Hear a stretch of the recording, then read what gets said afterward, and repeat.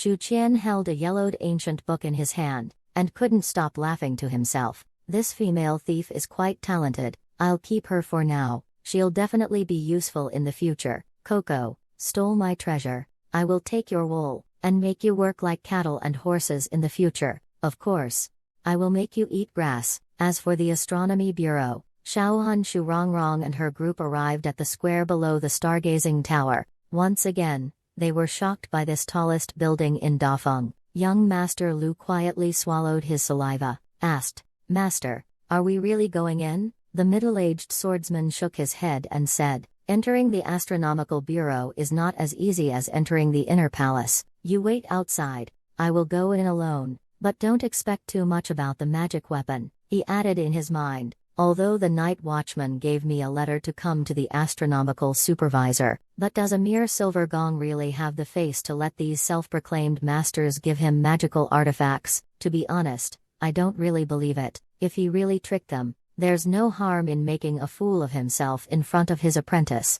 The beautiful woman looked at his back and explained, "Do you know why your master said that? That Song Qing is the direct disciple of Director Zhen. His position in the Dafeng martial world is comparable to that of an imperial prince. Understand?" A middle-aged swordsman ascended the steps built by Han Ziyu. Entering the first level, a white-robed sorcerer approaches. "Who are you?" The middle-aged swordsman quickly bows with clasped fists. "Very respectfully, I am Yang Yujun from the Mo Pavilion in Jinzhou." The white-robed sorcerer was taken aback. "Never heard of it. Just say what you want directly." The middle-aged swordsman takes out a letter, humbly presented. "I want to see Song Qing. This was given to me by a constable surnamed Shu from the night watchman office." The alchemist took the note and opened it. His expression immediately became extremely serious. He left a sentence, "Wait here," and hurried upstairs. The middle-aged swordsman was stunned. The other's reaction was unexpected, but soon, the sorcerer who just went upstairs returned, and threw him an ordinary-looking sword. It had no fancy tassels, the scabbard and hilt were not inlaid with gold foil or jade. The middle-aged swordsman didn't have time to examine the sword, held in his arms. He silently left the Astronomical Bureau. Rongrong saw the middle-aged swordsman holding a sword in his arms, and exclaimed in surprise, "There really is a magical weapon?" Young Master Lu's gaze remained on the plain-looking sword. He asked eagerly, "Master, quickly check the quality of this artifact." The middle-aged swordsman grasped the hilt, and slowly drew it out. A dazzling flash of sword light reflected in everyone's eyes, making them instinctively close their eyes. The middle-aged swordsman's hands trembled with excitement. It was actually sword energy manifesting on its own, an exquisite magical weapon indeed. Even the autumn chill of our Mo sex leader cannot compare to this sword. Bang bang bang bang. Young Master Lu heard his own intense heartbeat. The sword's aura manifested on its own. This is considered a top-tier magical weapon in the martial world. Then Shu Qian compensated me with such a powerful sword. He couldn't resist reaching out to grab it. "Master, let me see it quickly." The middle-aged swordsman slapped his hand away. It was purely an instinctive reaction, as if the sword was his wife. He wouldn't allow anyone to desecrate it. Young Master Lu complained, "Master, why did you hit me? Isn't this the magic weapon you compensated me with?" The middle-aged swordsman said earnestly, "This sword is a top-tier magic weapon. As the saying goes, innocent man gets into trouble because of his wealth. This is not a good thing for you. I have just made a difficult decision. For now, I will keep this sword. Let me bear the risk. When your skills are fully developed, I will return the sword to you." "All right, my mind is made up. You don't need to say anything more." "Of course, to compensate you, I will give you my beloved sword. This sword has accompanied me for 20 years. It's like my wife. You must cherish it." Miss Rongrong murmured, "That Mr. Shu, what exactly is his identity?" At the night watchman's office, in the tea room on the 7th floor, Wei Yuan stood by the desk. Without raising his head, he said, "Have you offended anyone recently?" Shu Qian quipped, "Following you, how could I not offend people? I have so many enemies I can't even count them." Wei Yuan hummed in response, "Having this awareness, your future achievements will not be low. The 5th rank official you brought back yesterday was taken away this morning. Think it over again. Have you offended anyone?"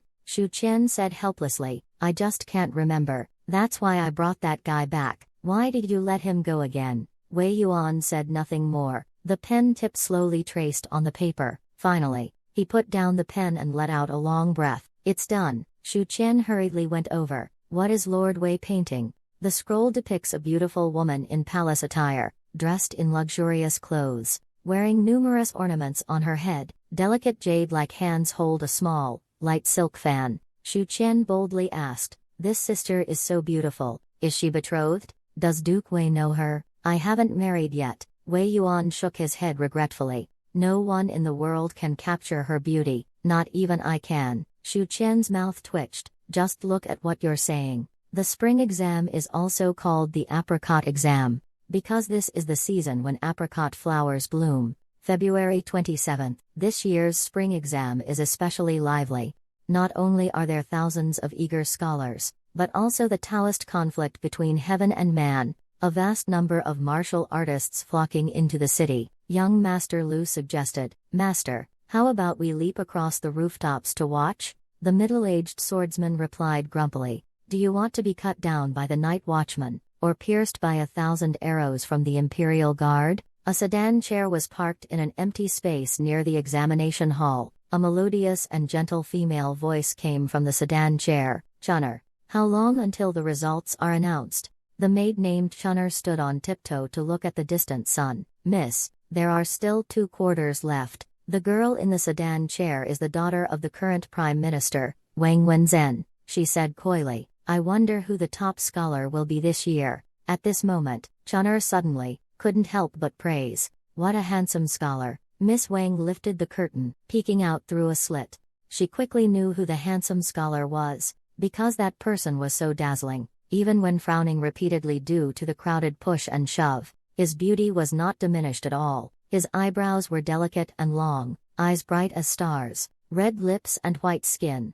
Her complexion is more delicate and beautiful than most women. Even Miss Wang, who prides herself on her beauty, couldn't help but be amazed. Aunt, protected by a group of attendants, was not jostled by the crowd, but she somewhat regretted joining the bustle. Shu Erlang said helplessly, Today both brother and father have to patrol the streets. We should not compete with the people of the Zhonghu for a spot. When the announcement is made, someone will naturally read the list. We can just listen here. As time goes by, finally, it's time to unveil the rankings. First, the secondary list will be revealed. Just the secondary list excites all the scholars. The announcing officer declares, 460th place.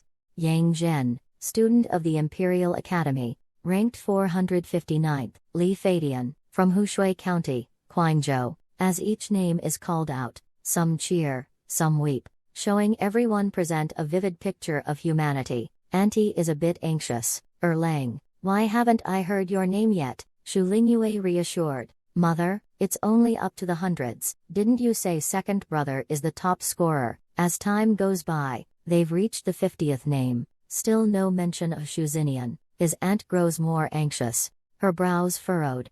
Erlang, it's not your turn yet. Shu Erlang also frowned, and said in a deep voice, Wait a little longer. When he reached the top 10 in the singing contest, Auntie's face turned pale, feeling that her son most likely wouldn't make it. Finally, when that voice began to sing, this year's top scholar, Shu Xinian, student of Yunlu Academy, from the capital, Shu Xinian's ears rang with a roar, like a thunderclap. His whole body shuddered violently. This thunderclap also exploded in the ears of thousands of students. Their first thought was that it was impossible. The Confucian orthodoxy dispute has lasted for 200 years. The students of Yunlu Academy are being severely suppressed in the officialdom. Under such a major backdrop, how could the top scholar be a student from Yunlu Academy? In the crowd, inquiries were heard from time to time. Which one is Master Shu Xinian? Master Shu? Auntie seemed to be immobilized by a spell, and stood frozen on the spot, but Lingyue was the first to react. She quickly called to wake up the stunned second brother. Shu Erlang dumbfoundedly raised his hand and said, It's me, I am Shu Xinian. As soon as he finished speaking, the crowd started to gather around Shu Xinian. Has Scholar Shu been married? I have a daughter at home who is 16 years old, and would like to marry you. I also have an unmarried daughter at home, who is skilled in all the arts. Chun'er stood on tiptoe and watched for a moment, happily saying, "Catching a husband from the candidates is really interesting.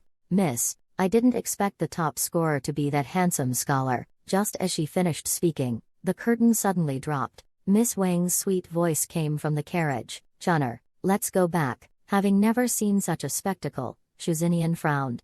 Just about to start swearing, to drive away these ungrateful people, suddenly, he saw some rogue figures approaching with ill intentions, crashing into the wall of guards, intending to take advantage of his mother and sister. Shu Erlang shouted loudly, "Stop!" But it was useless. He couldn't stop so many people at all. Besides, there are a bunch of wealthy men here looking for a son-in-law. "Scholar Shu, what do you think? You and my daughter are a perfect match, a union made in heaven." Suddenly, a deafening sound exploded. "Stop!" Shu Qian shouted sternly. "Take those troublemakers away. Everyone else, step back 10 feet from Wei Yuan." As soon as the words fell, several gongs around immediately went up to arrest people, and pulled out a few Zhonghu men one by one. The moment Erlang saw Shu Qian, he sighed with relief, as if finding support. Some other students who came to the capital for the exams were puzzled. "Who is this person, so ostentatious? I just look like a martial artist." A scholar explained to him, "That is Shu Qian, the one who wrote The Fragrance of Flowers Drifts in the Dusk of the Moon." Upon hearing this, the scholar's eyes immediately lit up. So it's him. He truly is impressive and extraordinary, a real dragon among men. One can't help but feel admiration upon seeing him. Many students in the capital are quite excited. "Greeting with cupped hands," he called out. "Greetings, Scholar Shu." Ling Yue, who only cares about her brother, murmured, "Big brother is really impressive." Shu Xinian muttered quietly, "Obviously, I'm the main character." Shu Xinian not only passed the examination, but he also became the top scholar. This was something the whole family did not expect. After finishing lunch, Shu Erlang looked at Shu Qian and asked, "Big brother, are you patrolling the streets today?" Shu Qian shook his head. "Patrolling the streets as a silver gong is not mandatory. You can go if you feel like it." Shu Erlang clasped his hands behind his back, and said lightly, "Then, brother, please kindly guard the house for me. Annoying flies are sure to come in the afternoon. I will not see anyone." Shu Qian's mouth twitched. "Hey, this little guy is acting up. As a chief constable, how would I have time to guard the door for a mere top scholar?" He waved his hand and walked out. "I have other things to do, no time to bother with you." Shu Qian returned to his room, worrying about Shu Erlang's future. Erlang has become the top provincial graduate. I didn't expect this. Next is the palace examination in a month. After the palace examination, I can activate the backup plan I laid down. Staying in the capital is just the first step. If we want Erlang to become someone useful to me, we need to find him a patron. Otherwise, with his status as a Yunlu Academy student, he'll be stuck in a minor post forever. Lord Wei is no longer the left censor-in-chief of the censorate. I don't know if he can reclaim such an important position. But Erlang cannot rely on Wei Yuan. He must not have any involvement with him, otherwise, he will end up like me, will be branded as a eunuch's party. You can't put all your eggs in one basket. I must find a backer for him. This way, our brothers will have hope for a united future. Dominate the court. Princess Hua Qing is just a woman. I suspect she is secretly cultivating power. But Erlang needs a solid backing, not to become an underground party member. As for the crown prince, after the consort Fu case, I broke off with consort Chen, my mother-in-law, so the crown prince is not considered. Moreover, the crown prince's rank is too low. He's not worthy of my Erlang. Not worthy of my Erlang, for the same reason. The fourth prince is also out. Shu Qian thought it through. He found that he couldn't find a suitable candidate in the civil officials group. Forget it, this isn't urgent. Next, I need to be wary of the Buddhist emissary group, and the celestial duel between Li Miozhen and Chu Yuanzhen. As for me, the most important thing is to quickly advance to the copper skin iron bone stage. After lunch, Zhang Li came. Shu Qian asked, "It's good that you're okay. Was there any danger yesterday?" Zhang Li politely replied, "Thank you for your concern. Yesterday, I encountered a total of 36 crises, 10 major crises and 6 life and death crises, but I managed to get through it all." Shu Qian looked at her deeply. This matter-of-fact tone inexplicably made people feel sorry for her. Shu Qian said with a smile, "Sister Zhang, how is your handwriting? I would like to ask you a favor. Generally speaking, as long as Shu Qian doesn't ask to sleep with me tonight, or ask her to give him a son, Zhang Li would fulfill Shu Qian's wishes. Of course, if Jin Zhang says, 'Zhang Li, you and this kid practice together, the tribulation will be stable like this.' As long as Shu Qian's proposed position is not too difficult, Zhang Li can also satisfy his wish." Shu Qian pondered for a while, said, "Help me write a book. The title will be Great Sage of Love. It's the love. Sister Zhang, don't write it wrong." Zhang Li muttered a sentence. What a strange name. Shu Qian ignored it, and continued talking enthusiastically. The story of the Celestial Saint is a romance that takes place in the heavenly court. The heroine is the daughter of the Celestial Emperor, called Zixia Fairy. The hero is a guard in the heavenly palace, with a demon clan identity, named Long Aotian. The demon clan is the most humble existence in the heavenly court. They are discriminated against by the immortals, only able to serve as laborers or guards. Their hobby is singing and dancing rap. Zhang Li suddenly said, "There's a problem here. Long Aotian's name is taboo. Given the book's heavenly court background, such a name shouldn't exist." Shu Qian thought for a moment. "I can only say, we don't need to bother with these details." The story continues, but it is these two people with vastly different statuses, who unexpectedly fell in love. One is the celestial flower of the imperial garden. Zhang Li paused his pen, frowned and interrupted. "Wait, the celestial flower of Langyuan refers to Zixia Fairy, right? That perfect jade is Long Aotian, but he belongs to a lowly demon clan. In terms of background, he's not worthy of the term perfect jade. I think it needs to be changed." Shu Qian was infuriated. "Are you the embodiment of a contrarian? Are you teaching me how to write a book?" Zhang Li sensed something wrong with the amulet's emotions. Wisely, she stopped talking. The story continues. The two meet secretly in the heavenly palace, from holding hands and watching the sunset clouds, to hugging and kissing, and then to rolling in the sheets in a secret room. Shu Qian described this series of events in great detail, from beginning to end. The detailed description was very accurate. In this era, similar banned books also have detailed descriptions, even complemented with poetry. Shu Qian can copy poems, but writing poems himself is impossible, so he didn't show off his skills. Suddenly, Shu Qian's voice became gentle. "But, the love between Zixia Fairy and Long Aotian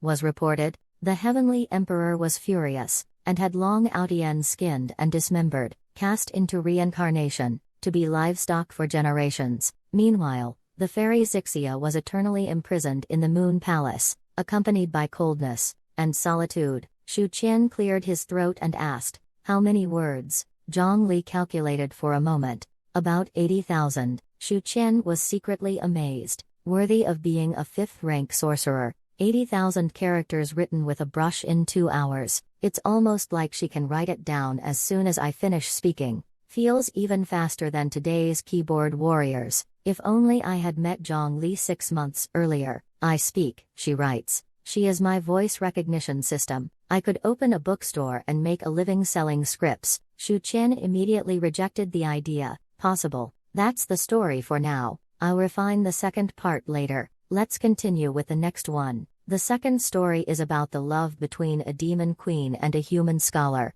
Shu Qian directly uses the overbearing CEO trope from his past life. Just switch the male and female roles. The female lord is domineering and strong, wise and ruthless. The human scholar is erudite, but kind, gentle, and courteous. Dominant female CEO versus naive sweet scholar. Without a doubt, this book is written for He Jing.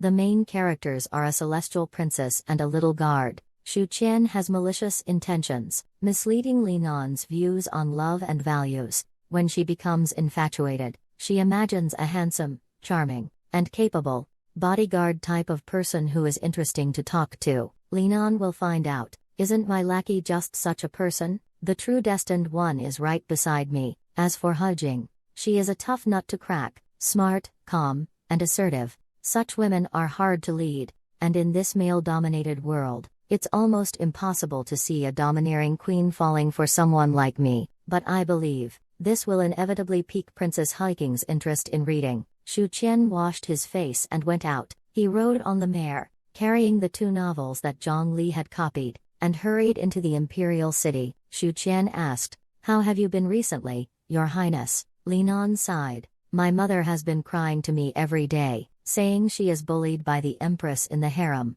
It seemed I couldn't survive any longer, but I couldn't defeat He Jing. Besides, I don't think Mother Consort's situation was as miserable as she claimed. When the Crown Prince was imprisoned in Dali Temple, I pleaded with Father Emperor, but Father refused to see me, so I stood in the cold for 2 hours. It was He Jing who drove me back. At that moment, I thought, maybe Father doesn't love me that much." After the Crown Prince got into trouble, my brothers and sisters stopped playing with me. Only then did I realize they didn't really like me. Shu Qian knew this was Princess Li Nan showing her trust in him. That's why she let down her princess pride in front of him, revealed.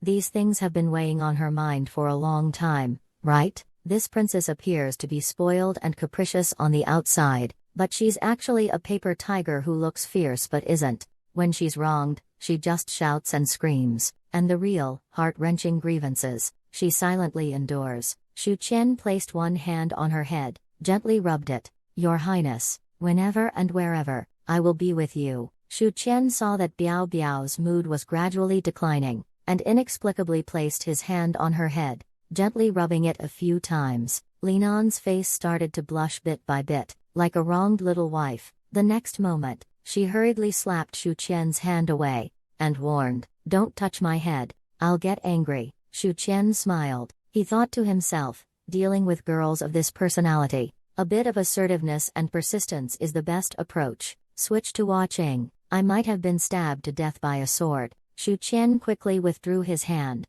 took out the Romance of the Great Saint from his bosom, placed it in front of Li Nan and smiled. "This is a book I happened to come across. It's quite interesting. The princess likes to hear stories, so she would probably enjoy reading it too. However, don't say it was from me." Li Nan's attention was immediately drawn to the heavenly dog sage. Although it wasn't the first time she received a gift from a dog slave, this unique one was a first. Shu Qian continued, "If you find it boring in the palace, you might as well move to Linan Prefecture, then I can visit you every day, and secretly take you outside." After chatting a bit, he bade farewell and left. Linan called out to him, puffing her cheeks. She threatened fiercely, "Shu Qian, today's events must not be disclosed, otherwise—" She wanted to say "otherwise I'll chop off your head," but she couldn't quite bring herself to do it. Shu Qian naturally understood her meaning. He responded briefly and then left. Shu Qian had just left Shaoyan Courtyard,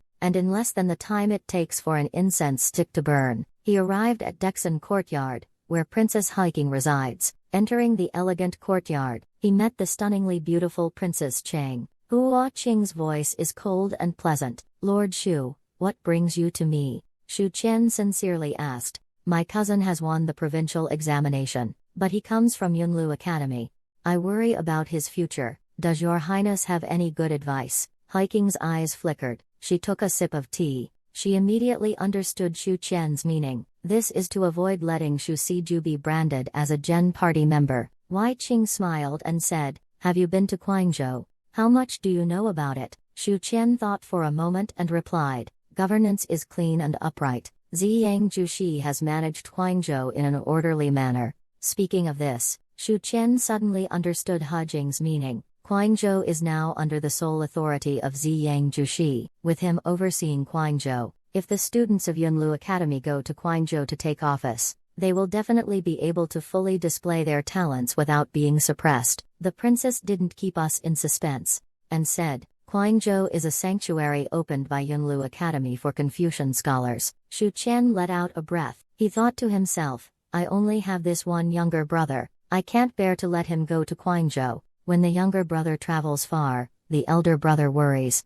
Forget it. Let's have Erlang stay in the capital for now. We'll figure out something later. Maybe he'll find support on his own." Shu Qian's schemes are revealed. "By the way, I wonder if your highness is interested in storybooks?" He Jing shook her head. "I never read those things." Princess He Jing's haughty tone, It's as if a female doctor said, "Online novels? Hey, I never read that kind of stuff." Shu Qian took the domineering queen falls in love with me out of his chest. He placed it on the desk and said, "I found a good book, Your Highness. You can read it when you have free time." Then he quickly ran out, not forgetting to patch himself up. "The Yaman is busy with affairs.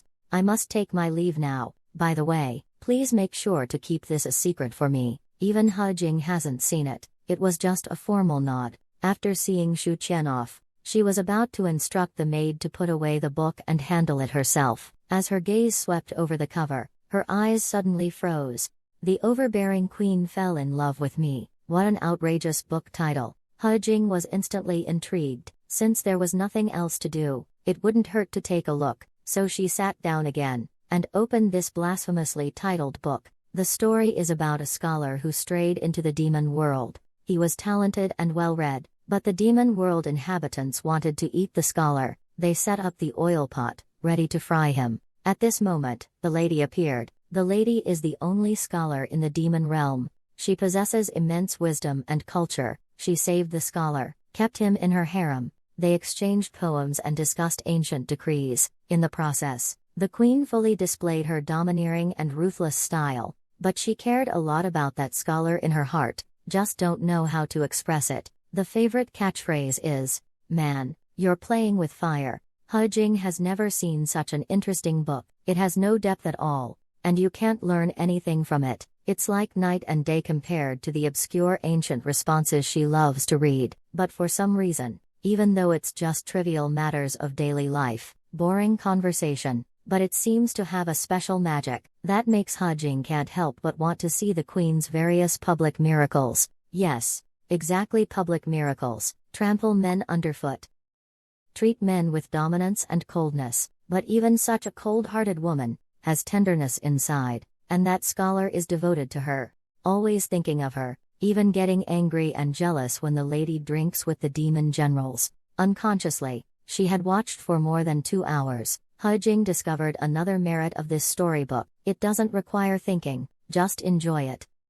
Huo Qing suddenly felt a surge of anger. What have I done? Such a book with no nutrition and no knowledge. I actually watched for 2 hours. How is this different from wasting life? How can you waste time and energy on such meaningless things? She felt a deep sense of guilt for it. Huo Qing disdainfully tossed the book aside, gets up and leaves the reception room, thinking this is just a casual book. But a few minutes later, she couldn't help but come back, looking around guiltily like a thief. After not finding anyone, she quietly hid the book in her sleeve and took it away, certainly not to review it again before bed, but because the book couldn't be seen by others, just like those secret boudoir responses that can't be exposed to light. At the same time, in Shaoyan Garden, Linan is deeply engrossed in the romance of the deity. So this is what romance between men and women is like. How embarrassing. How dare these wretched servants show me such things. She read it word for word, while imagining the scenes in her mind. But when she saw Long Ao Tian being skinned and boned, condemned to reincarnation as a beast forever, and Zixia Fairy eternally imprisoned in the Moon Palace, did it suddenly stop below? Linan angrily cursed a few dog slaves. Afterwards, she called the maids to prepare hot water. She wanted to bathe. The maids were perplexed. It's time to eat. Bathing at this hour? Biao Bao suddenly flew into a rage. Just go if you're told to go. The hot water will be ready soon. Palace maids attend to Linan's bath. Her pale body submerged in the water, revealing her smooth, slender jade shoulders, and a pair of delicate collarbones. Linan suddenly asked, "You tell me, which of my guards is the most handsome, the most talented, and the most loyal to me?" The maid answered, "They are all quite loyal. As for being interesting and talented, I don't know about that. However, if they were not guards, I already have someone in mind." Biao Bao's eyes lit up, and she immediately asked, "Who is it?" The palace maid answered truthfully, "It's Lord Shu. Talented and interesting. He often makes your highness happy. Although he is not a guard, he is a trusted aide you recruited, and he is not a scholar, he is a night watchman. You could barely call him a guard." Linan bit her lip. She saw in the rippling water a blurry reflection of her own face, a beautiful visage with a blush. She seemed a bit shy. She kept asking herself in her heart, is it really that scoundrel?